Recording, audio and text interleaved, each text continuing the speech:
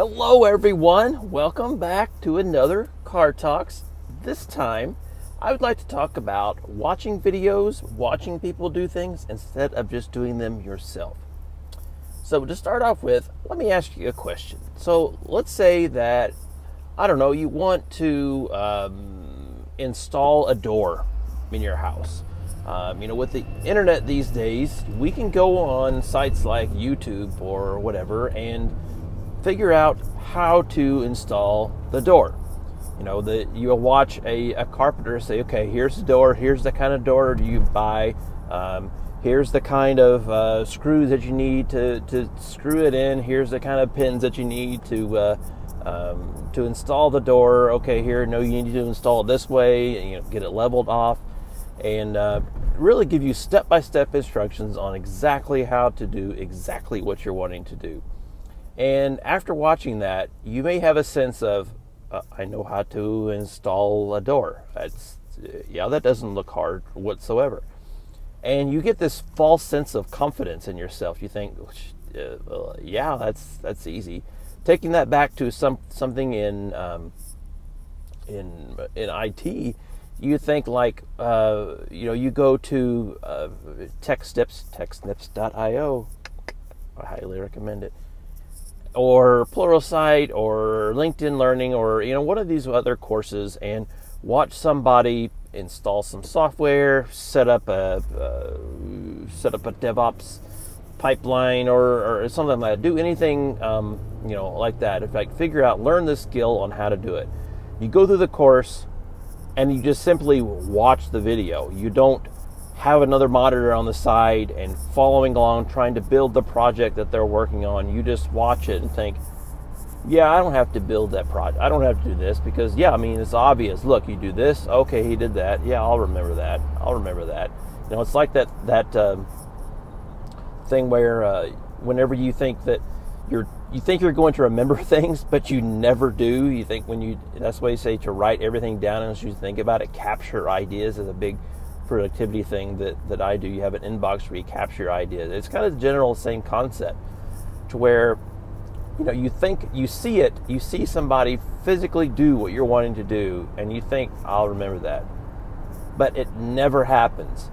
It helps you get a shortcut, a head start on learning it, but by far and away you do not learn it, because just the fact of taking action and following along step by step exactly what they're doing, because chances are your environment is not going to be the same as their environment exactly. It never works. So you're going to have to come up with decisions to make on the fly. Okay, let's say you're installing the barn door, for example, or the door, and you say that the guy says, just put the door up here, lift it up right here, and install it. And let's say that guy's installing, I don't know, some screen door, and you have this big ass oak door or something, and you think, okay, I'll pick up the door. I can't.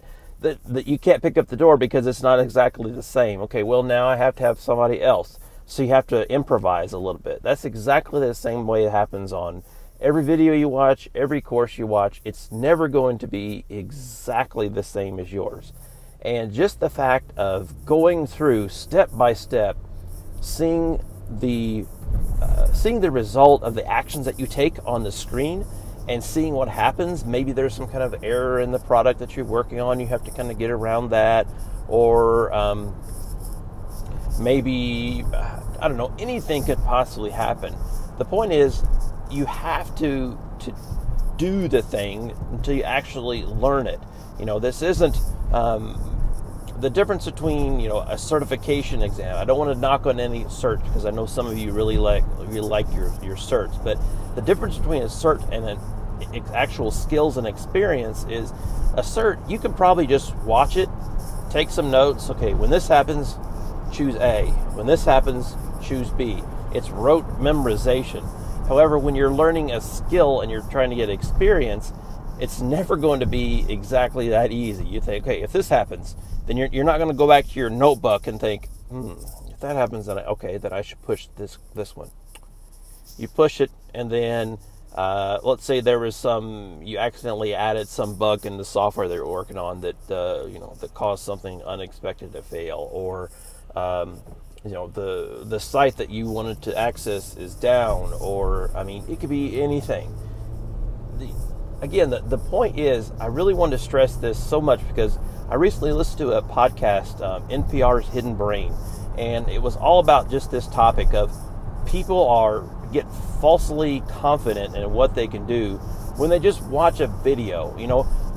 I would love you to watch all of my courses and all of my videos and go to techsnips.io, sign up as a contributor and author and watch these courses. But that's the difference between being a TechSnips contributor, or a Pluralsight author, or a LinkedIn Learning author, or someone that goes onto YouTube and decides to share their knowledge or blog about something. There's a difference between the producer and the consumer here. When you're just a consumer of the information, you learn, but you do not learn. You don't fully learn. You don't fully comprehend what you're doing until you actually do it. That is one of the big things that I constantly preach about, that I have learned so much over my career, because I'm typically a doer. I cannot watch a course or a video and just sit there and watch it. It's just my personality. I can't do it. I get bored. My attention span goes crazy. And I constantly have to just go do something. I learn something really quick, and then I just go try to do it myself, because I need that feedback. I need that real feedback. And I think that attitude has really helped me a lot. And if you get started doing training others instead of just consuming, because even if you want to learn something, default to first. It may sound counterintuitive, but you should default first to teaching it. There's a lot of different ways that you can go here to learn a new skill or concept. But let's say that, you want to learn, Azure Virtual Machines. So let's say that you want to learn how to manage Azure Virtual Machines. There is plenty of courses, plenty of videos out there that tell you how to manage virtual machines. And you would go to these videos and watch them. Okay, here's the portal. Here you click on this, then you click on this. Well, you may not know that I know that in the cloud world, things constantly change all the time. The portals constantly change. By the time you even watch it, you may not even have the same menu buttons to click on. You're not a robot. We're not robots that who say click this, click this. If that's the case, somebody like me will just come ahead and automate it. Anyway, what I'm getting at is default to teaching when you want to learn. You can either teach something that you just have tons and tons of experience about, and that's awesome. You will be able to help all kinds of people, and I highly recommend that. But you can also teach to learn. This is more difficult, because obviously you have to know enough to teach. But what I'm talking about here is that whenever you approach the subject of, let's say, managing Azure Virtual Machines, and you want to learn about this, well, first off, you come up with a course or an outline or some kind of high-level topics that you want to learn. Say, okay, I want to learn, how do I provision a virtual machine with these characteristics? Okay, how do I set up failover clusters or an availability set or something like this? Okay, I want to learn all these things. And then you set a commitment to somebody else or even to yourself. Say, okay, I'm going to teach you, I'm going to deliver this course on this, this, and this. To deliver the course, your ultimate goal would be to teach it. However, that you obviously are going to have to learn that skill or that topic before you can teach it. You inherently learn it. You don't set out the goal of saying, I want to learn this. You set out the goal of, I want to teach this topic.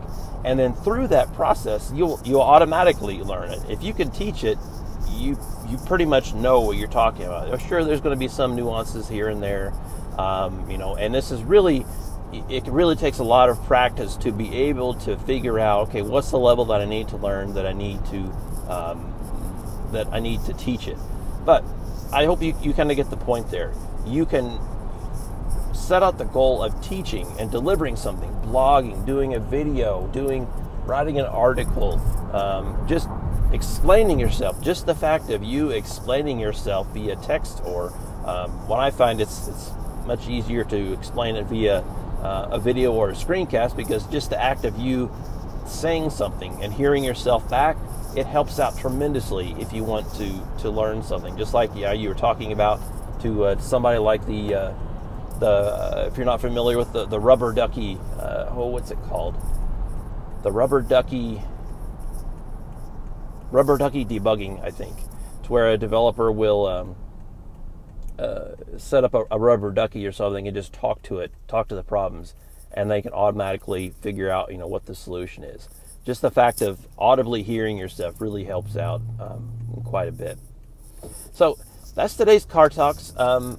It was just this inspired me on that NPR's Hidden Brain episode of how we feel so falsely confident, and I think that's by far and away true in the tech world, to where we watch videos constantly and we think, oh, we're awesome at this, we're an expert, I don't need to do that, that's just a waste of time. But in reality, you just have this total false confidence in your abilities, and when it finally comes down to you proving those abilities, you're going to be sadly mistaken and soon figure out that you really don't know what you're talking about until you actually experience it.